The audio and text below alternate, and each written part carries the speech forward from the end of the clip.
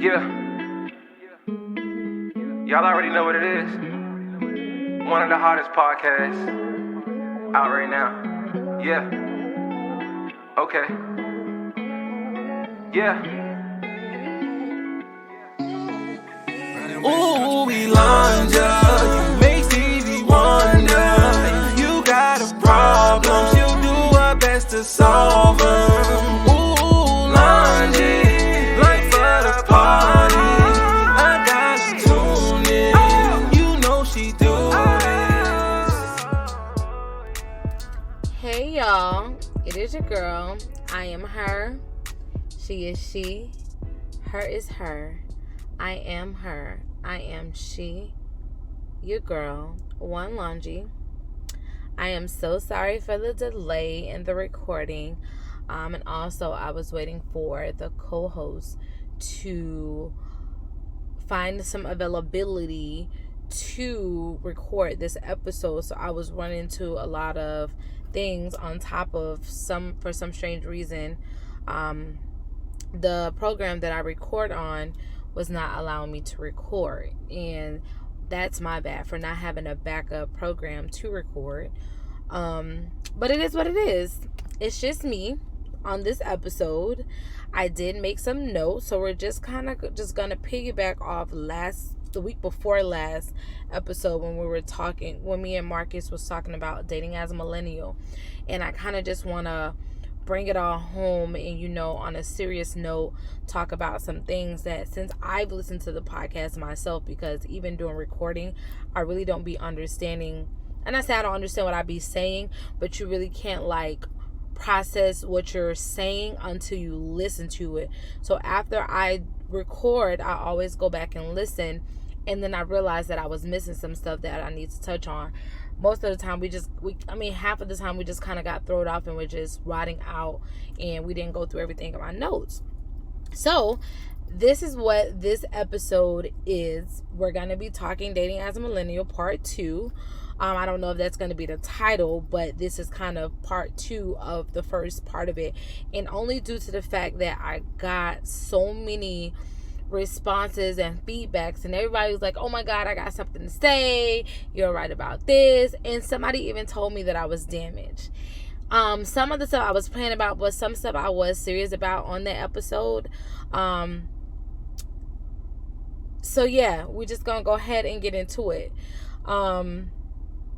So one of the things that a lot of people disagree with what I said on the last episode was that I wasn't gonna be open about my previous relationship with my ex-boyfriends. I didn't say I was gonna completely opt out of not letting my current person that I'm dating know that. I just feel like there's a point in our relationship or a point in our dating phase where I will tell him, but I won't tell him in the beginning. And that was really my whole point of it. I'm not telling you just straight out the gate, as soon as I meet you the first time we sit down and have a date, oh yeah, me and my ex-boyfriend not together because of A, Y, and Z. No, it's not gonna be like that. That was my whole point of it, because I do feel like, I do feel like people use that against you. You get what I'm saying? Like, people feel like they don't want to be with you, so they have to find a reason to cop out. So that's why they use, okay, her ex-boyfriend did this, that's why she left him, or that's why they broke up. Let me try to do the same thing and get myself out of the situation. But whatever. So someone asked me to talk about toxic traits. And in a relationship, nobody is perfect. You get what I'm saying? And that's what a lot of our problem is. We go into things expecting it to all be perfect when it's not going to be perfect. We all have that toxic trait, and it's not saying that that's something that somebody has to deal with, because they don't. Because maybe what we consider that toxic trait is actually just their flaw. There's no coming around that. You just have to realize, this is who this person is. Can I accept this flaw? Can I deal with this flaw? Can I see this? Can I outweigh this one flaw that's just really seemed like a toxic trait to me? And that's what a lot of people misinterpret the word toxic trait. And that's what I think, toxic trait is kind of like a flaw. That's like if you just find out this person is so perfect in your eyes, they're perfect to you, but then once you get to know them, you realize like their flaw is that they don't put the toilet seat down. I'm not gonna leave you because you putting the toilet seat down is frustrating to me. I just have to realize, is this something that if I'm moving with this person, if I married this person, can I deal with this person not pulling the toilet seat down? And then you have to look at it. Does this person know that this is bothering you? And this goes back to what we're talking about as far as communication. Like, we find something that we don't like about the person and we hold that against them, like privately hold that against them. Like, we don't tell them that this is what is bothering me, like this is aggravating me, this is frustrating me. And I'm a very open person. If I don't like you for a certain reason, I'm not going to tell you in the beginning because I'm going to see if it just, you get what I'm saying? Like if it plays out. But I feel like if we're going to get together and we're going to be dating, I am going to let you know, like, this one thing that you do really grinds my gears. Like, it works my very last nerve. Like, I'm going to bluntly tell you, like, that's aggravating. I don't like when you do this. And that's a lot of things that we don't do as millennial. We are afraid.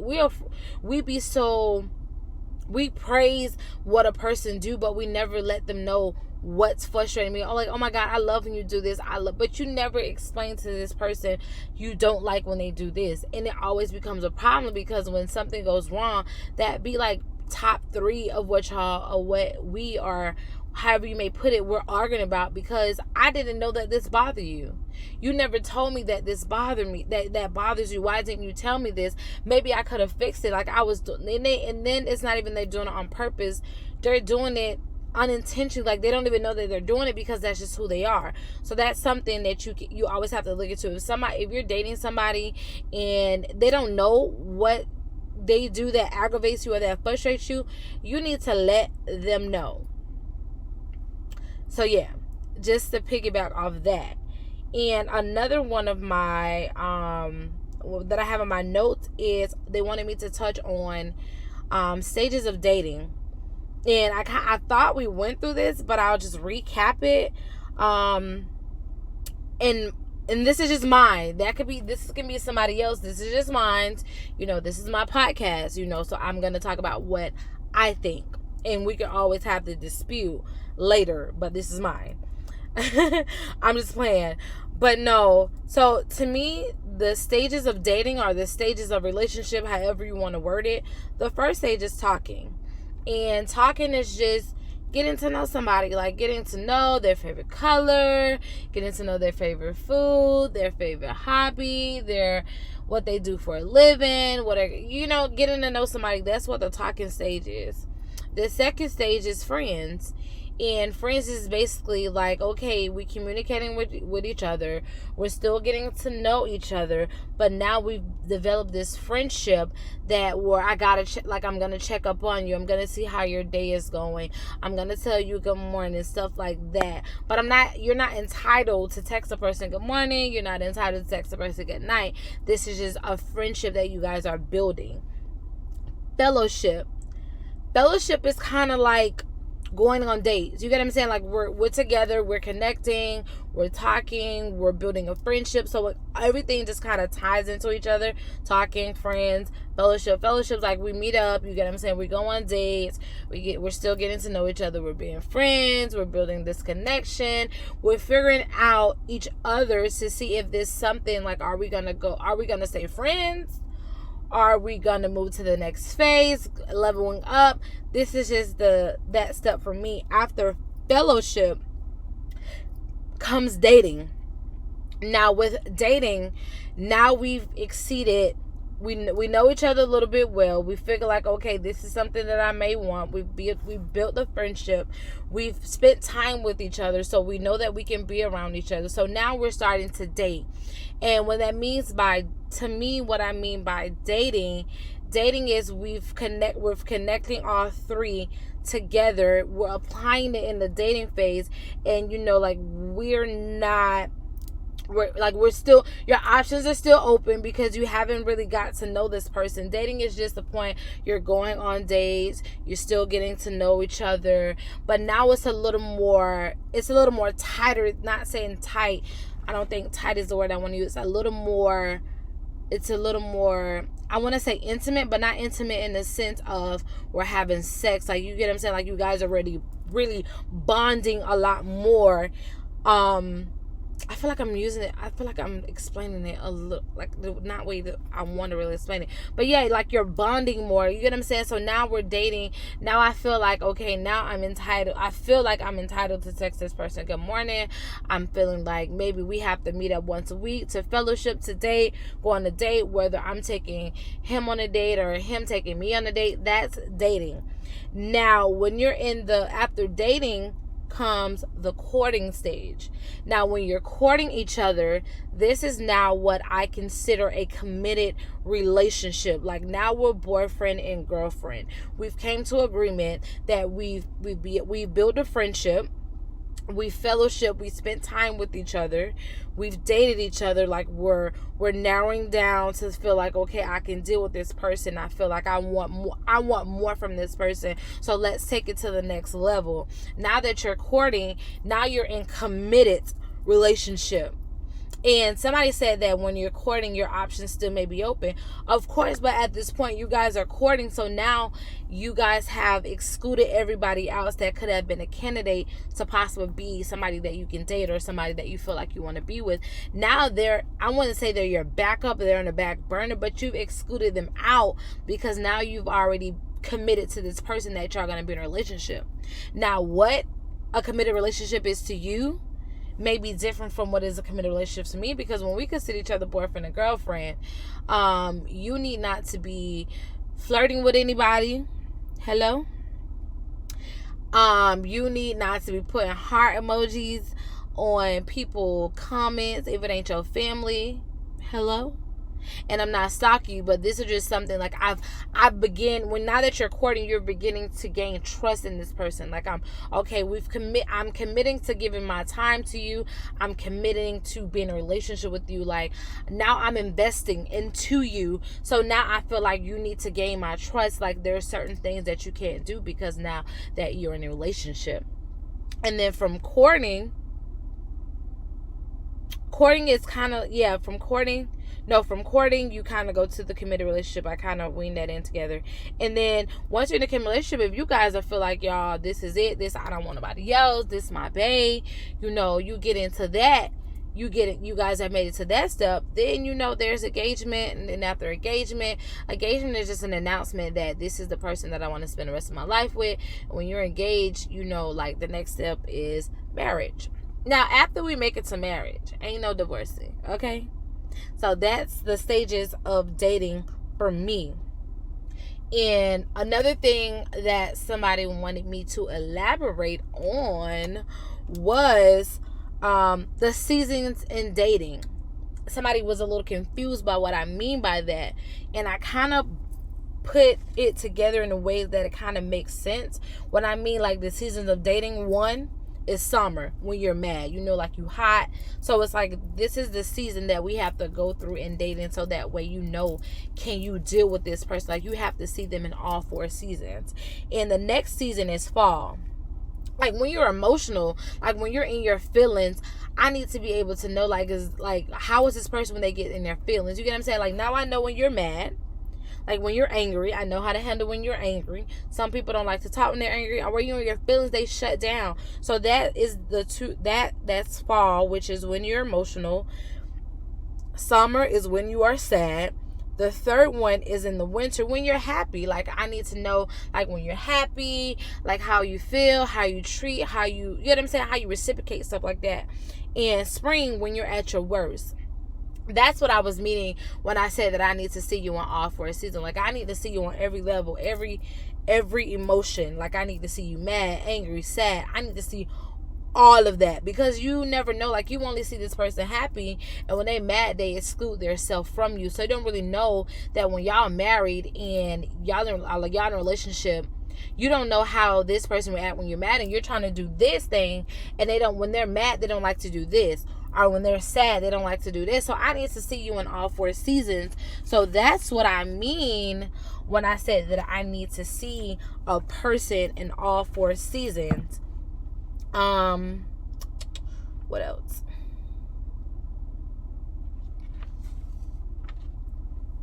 And another thing that I forgot to touch on when courting, this is when you set your boundaries.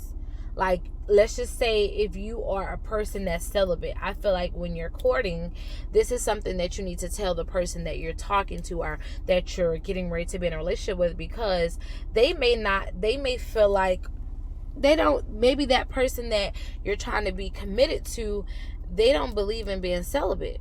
They feel like once we're in a relationship that you're giving up the goodies. So these are conversations, this all ties into communication. These are some things that you need to discuss while you guys are dating, courting, whatever the case may be. You have to let this person know, like, hey, I'm not trying to have sex. You get what I'm saying? Like, I'm trying to save myself for my husband. Like, I ain't finna let you beat my back out and then I'm out here useless to my husband. You get what I'm saying? Like, you gotta be open about this stuff. And another thing we feel at relationship is, and I can honestly say that it's females majority of the time, we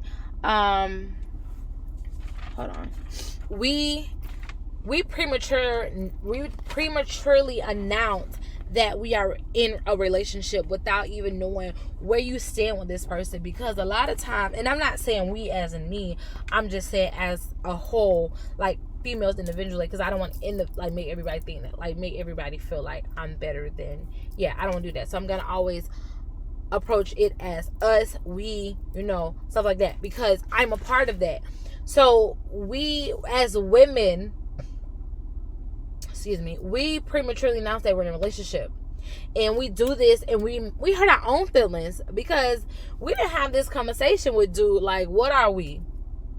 And sometimes when a man feel like they're getting so much from you before y'all have already set that boundary of what are we or what we're not going to do when we're in this phase, what we're not going to do in that phase. And we'll be like, oh yeah, girl, that's my bae. And that ain't true. And now we in our feelings because I don't want to tell all my homegirls that this bae, let me show you my bae, let me do this. And no, stop prematurely that you're in a relationship when y'all haven't said that. Y'all haven't had that conversation on what are y'all. Are y'all friends? Are y'all dating? Are y'all courting? Are y'all in a relationship? Are you bae? He's bae. We bae. He's boo bae. Y'all have to figure out what are y'all before y'all just go to blasting out, oh, I'm in a relationship and that's my bae. I ain't claiming nobody as my bae until we have that conversation. I'll be like, what are we? And another thing that someone made a point about is stop allowing your friends in your relationship. Clears throat. That is so true, because it have happened to me where I've told my best friend about my ex-boyfriend, like, tell me, and then I hide the fact, like, I've been done told her what he been done did wrong to me, and then before you knew it, you get what I'm saying, she's my best friend, she on my side, she may tell me what I'm wrong, but she's always behind me 100% of what I feel. And then 2 weeks later, we back together, and I done went to where he at, and I'm hiding from her because I done told her I'm done with it. Stop allowing your friends to be in your relationship. Trust me, you would thank me in the long run, or you would think it will make sense once you're into it. Like, you may say, girl, I'm gonna tell my best friend, listen, your best friend can know that you're in a relationship, but as far as like y'all problems, keep that to y'allself, because you're gonna be looking stupid like, dang, now I gotta hide this from my best friend because I'm bad talking to him, and you know what I'm saying, I done went to her for advice. Keep that stuff to yourself. And there was a couple questions that somebody wanted me to answer. And one of the questions was, do you feel like social media helps? That is important. They say, do you feel like social media helps us feel as millennial? I feel like it's not social media. It's your connection to social media. It's whatever social media means to you. Like, people go on social media for dating. Some people go on social media for stalking. Some people go on social media just to socialize. Some of the people go on social media to stay connected to what's going on in the world around them. Some people go on social media looking for love. Some people go on social media looking for attention. Some people use social media as validation of who they are. So it all goes into what's your perspective of social media. Because social media can only be what you want it to be. Instagram is still Instagram with whether you have an account or you don't. Facebook is still Facebook whether you deactivate your account or it's active. Twitter is still gonna be Twitter and have all the hashtags whether you have the hashtags whether you have an account with them or you don't. These things are still gonna be them. It's just a matter of when you create an account, what did you create that account for? Did you create it for business? Did you create it to find a man or find a woman? Did you do it to be publicly known? It depends on what's your perspective of social media. Because like I just said, social media is going to be social media. The next question is, do you feel like women have become too strong and too independent that we ignore when a man wants to be active in our life? 100%. 100%. And I always have this conversation with people. Black women has been taught to be strong. We've taught that, we don't need no man. You can do it on your own. INDEP. We independent. I don't need you. And we become too independent where when we meet a man has no place in our life. It's like, well, you so doggone strong. What you need me for? You get what I'm saying? And this is why it plays into a lot of men having low self-esteem, because they come into a strong woman life and don't know their role. You get what I'm saying? We don't allow a man to be a man. We have to allow a man to be a man, just like a man have to allow a woman to be a woman. So I do feel like we as black women, as a culture, and it's only because we have been taught that way, but once you get older, you got to be more open-minded to know. And honestly, for me, I feel like I don't need them. Like, I honestly felt like that. I'm like, I get up and go to work by myself. What I need you for? You get what I'm saying? Like, that's why I can do bad by myself. You can do bad by yourself, but you could do a lot worse too by yourself, because you're so emotionally broken or so mentally destroyed that you killing yourself. Like, nobody ain't even got to come into your life and hurt your heart or break your heart, however you want to put it, because you're doing it to yourself, because you overworking yourself, trying to be independent. And that's honestly me. I overwork myself because I hate having to depend on somebody. And for me, I had everything I want growing up, so it's not like I grew up without having. I had everything, quote unquote, materialistic that I wanted. But once I got older, I realized, okay, I got a daughter. I can't depend on nobody to do this. I can't depend on nobody to do that. I got to do it for myself. You get what I'm saying? Like, I don't want to be able to get mad because somebody can't do something for me when I need them. So I put myself in positions so that way I'm able to financially do for myself, and I can do what I want to do. I can go swipe my card when I want to, and I have to worry about waiting on somebody to give me money to go get my hair done, or waiting for somebody to go get. And honestly, a man ain't got to do that, because for me, I am a woman. And I'm going to keep myself up. Like, I'm going to make sure my hair is decent. I add my nails into my bills. Like, that's something that I do for myself. Like, that's something that I keep up for myself. You don't have to do that for myself. You don't have to get my hair done. That's stuff that I'm going to do on my own. You get what I'm saying? So, you got to know, you got to know what you want a man to be. Like, some people get a man because they want the man to come take care of them. Or some people want a man because they need him because they need somebody to entertain them sexually. Or they want a man, you gotta know what you want a man for. Some people want a man for the wrong reasons. Sometimes you be wanting a man for stuff that you can do for yourself. Like, what you need a man to take care for you for. Like, what you need a man to take care of you for, you could do that for yourself. I mean, now once you get a man, you can become a husband. Yeah, it's his priority to be the provider or the nurturer. But people take that and tweak that into what they want it to be. Hello? As a provider, it's not just financially making sure your house is good. Because what if he loses his job but he get laid off, then what? It doesn't make him less of a man. It's just that his job laid him off. And you as a woman, you got to be able to take up the slack. And a lot of times, these men introduce us women to stuff that they can't keep up with. Like, I personally have introduced myself to expose myself to stuff that I can handle for myself. Like, I don't need you to take me on out of the country. I did it for myself. I don't need you to take me on trips. I've done it for myself. You get what I'm saying? So this is all stuff that we have to look into of what do you want a man for? So yeah, on that question. Another question is, do you feel like men are way too nonchalant for a relationship? Like, they okay without telling you how they feel and just ghosting? Listen, that is a whole word. Okay? The question was a word within itself. I don't think that it's I personally do not believe that it's because men are nonchalant. It's because for men to be vulnerable, it's a lot. You get what I'm saying? And this generation has made us believe that, a man is supposed to be hard. He ain't supposed to be in his feelings. Being in your feelings is okay. You get what I'm saying? Like, and a lot of times, see, women, we know how to verbalize our feelings, and men don't.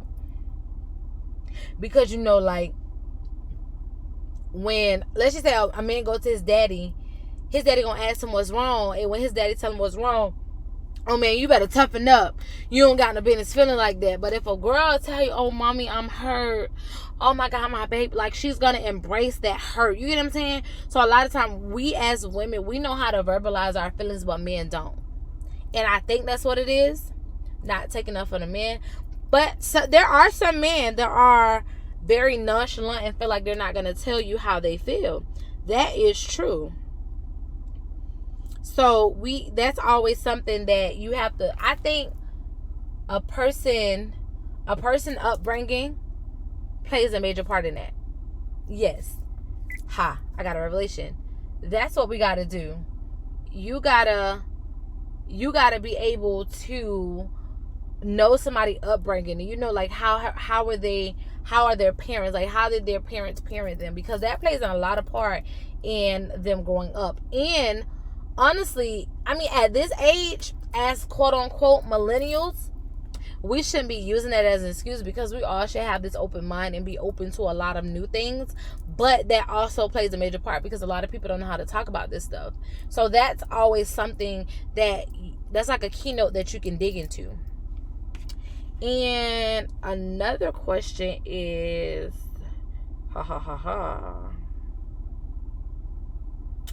do you feel like women should shoot their shot? I asked this question on social media maybe a couple weeks ago.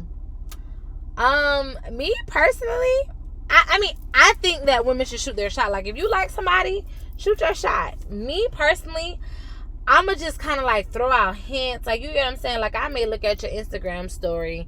I may like it. I may comment. You get what I'm saying? Like, to kind of throw a shot for you to, like, leave that open invite for you to shoot your shot, to let you know, like, I'm feeling you or whatever the case may be. But as far as completely shooting my shot, yeah, I don't think I'm doing that. But you get what I'm saying? But you just have to feel like I'm the type of person, this goes back to rejection. I feel like reason why I don't shoot my shot is because I have a fear of being rejected. Like, I don't want to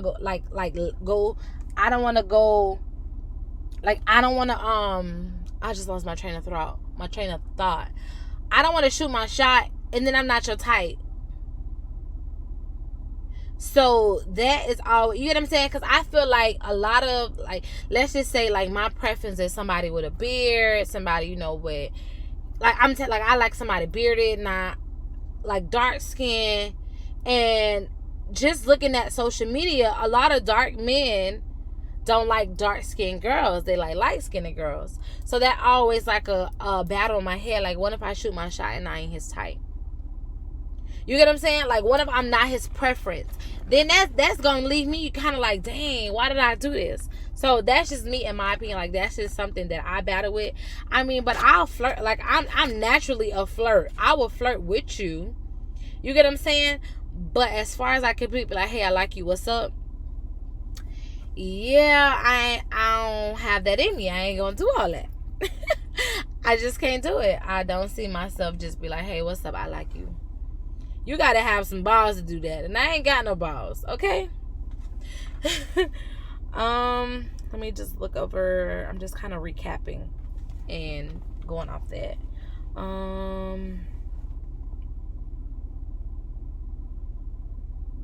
Oh, I did make some notes about when I was piggyback off being ghosted. And I think I touched on this on the last episode. And people in this generation, they just rather ghost you than to just be honest with you.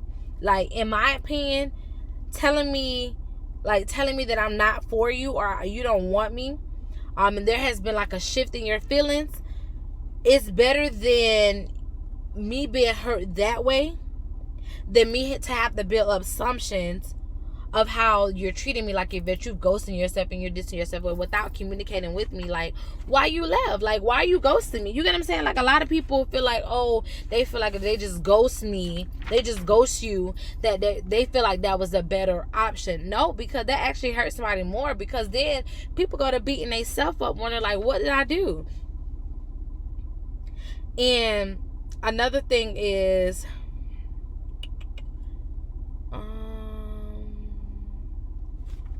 no, that's it. I'm not gonna go into that.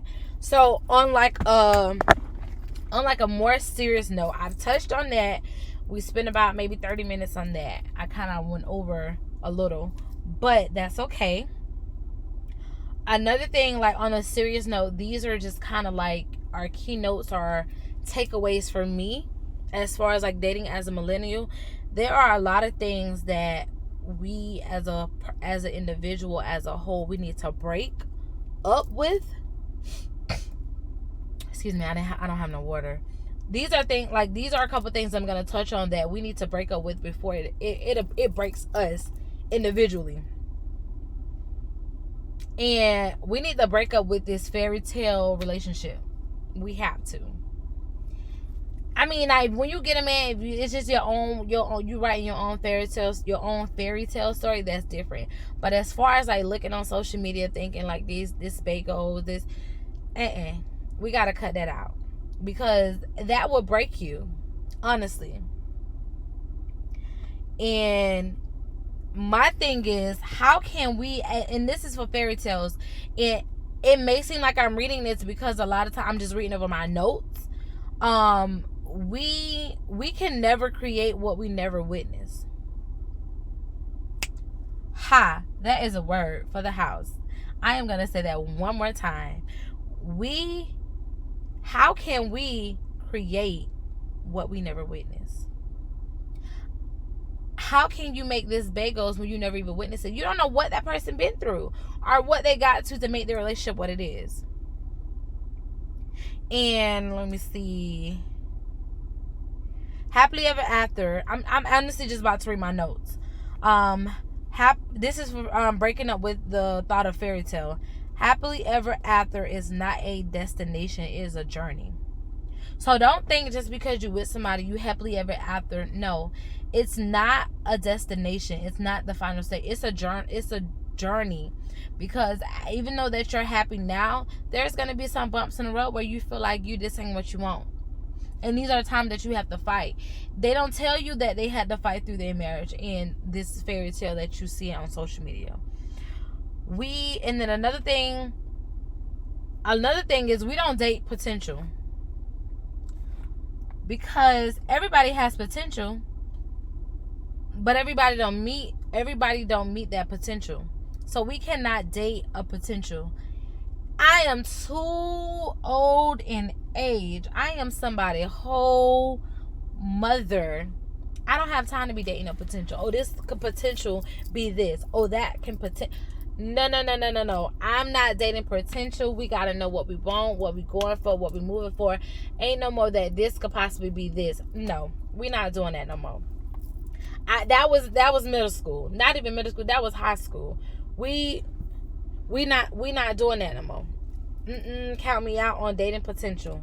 Another thing that we have to break up with, or it would break us, is our feelings. If love is not more than a feeling, love will be nothing more than a trend. And with trends go in and out of season. So don't date the trend of what this person is, or you get what I'm saying? Like it's love is more than a feeling. Love is a lifestyle. And that's what I'm beginning to leave. Like, you have to love daily. And to go Bible, to piggyback off with our feelings, we're going to go to 1 Corinthians 13:4, where it says, everybody should know this: love is patient, love is kind, it does not envy, it does not boast, it is not proud, it does not dishonor. But I'm going to stop right there, because love is patient, love is kind. Everything after the word love is not an emotion. I'm going to let that just sink in. Love is kind. Love is patient. Neither one of those are an emotion. Love is not a feeling. It is a decision. And I know y'all probably heard that before, but love is not a feeling. It is a decision. But if we make every decision based upon our feelings, you will find yourself exhausted and never going to have a long-lasting relationships, because feelings change. So, again, if you don't break up with your feelings, they will break you down. You do not have to follow your feelings. You make decisions and allow your feelings to follow. Come on. That is a word. Okay? And I came up with that on my own. I'm going to say that again. I am going to say that again. You do not have to follow your feelings. You make decisions based on love and allow your feelings to follow your decision that you made. That was good. I'll give myself a pat on the back for that one. Let me see. I'm just going through my notes.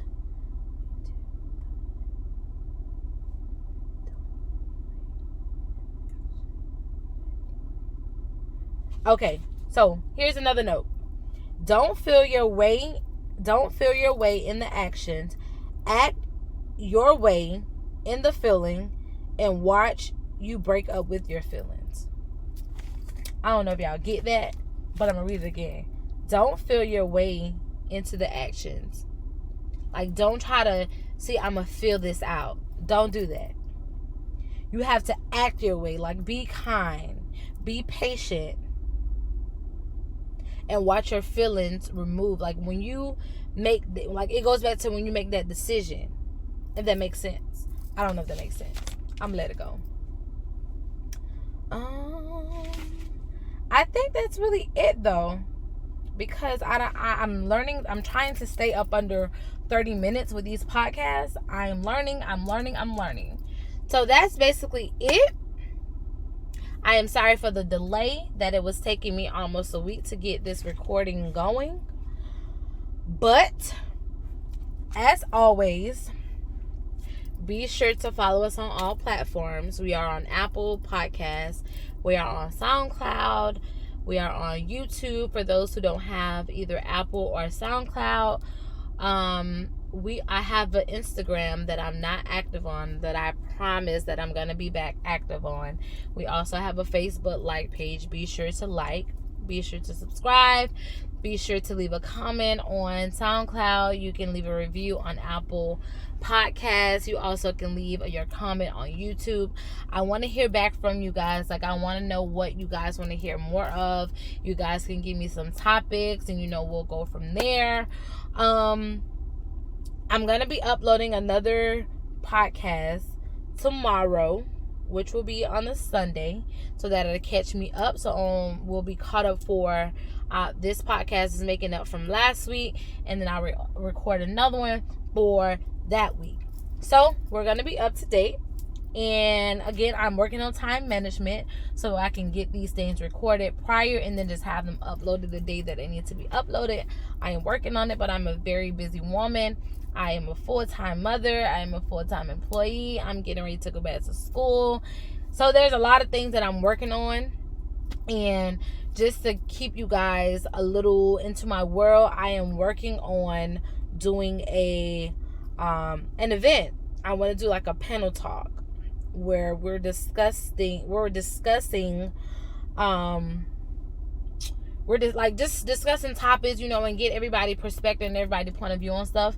That's something that I'm going to be working on in 2020. And I kind of just want to do like a vision board party where we're kind of game planning into 2020. There's a lot of stuff that I have planned, but I just have to find my core team, because I can't, again, you guys see that I'm a full-time everything, and I need my core team.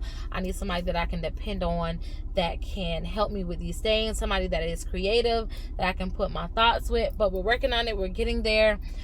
This is on the beginning. I have great visions, great ideas for the podcast. Again, we're working on it. Maya said she wanted to do a podcast, y'all. I'm going to let y'all pray for me. I don't know what my child going to say, because her mouth is just kind of, so that'll probably be a bonus episode that I will be uploading for you guys, me and Maya talking. And I have to make sure that I get a podcast up for next week, because I will be on a mini vacation. The baby is turning 9 on Tuesday, and I am taking her out of town, her and 5 other girls. Pray for me. If she add one more girl, I'm going to scream, and I'm going to abandon them the day of that we leave to go out of town. But, I will be traveling with my computer and my mic. So I probably will do a recording while I'm up there, while I'm out of town. But I promise, I committed to make sure I get you guys a podcast uploaded every week. I apologize 100 times, but things happen. I get busy. But this is my business, so I have to look at it as a business aspect. So I am so sorry, and I'm working on it. But don't forget, y'all need to be drinking y'all water. Y'all already know what it is. And you need to be minding your business.